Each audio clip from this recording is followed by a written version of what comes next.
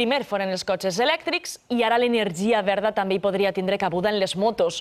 Un grup d'estudiants de la Universitat Jaume I de Castelló han dissenyat un prototip de moto elèctrica que participarà per primera volta en un campionat mundial del motociclisme.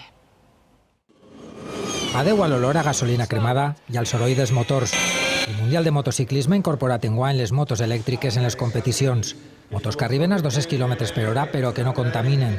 Són el futur dels esports de motor en què treballen un equip de 16 estudiants de la Jaume I. Per a reduir les emissions en CO2 i d'alguna manera combatre l'efecte canvi climàtic. Un disseny nou 100% propi amb elements innovadors, com el que facilita als pilots adaptar la conducció a factors com l'absència de soroll. Lo que farían sería incorporar un sistema de sensors, láser y ultrasonidos para detectar els pilotos que vinguen per costats. Principals problemes que solen tindre són que se poden cremar les bateries, competeixen en alto voltatge. Fins a un any, este prototip haurà de rodar en una competició real entre universitats de tot el món. Aprens a treballar en grup, també es comences a tocar programes que després tu vas a utilitzar. Motos eco amb les quals els estudiants volen pegar-li la volta a la contaminació.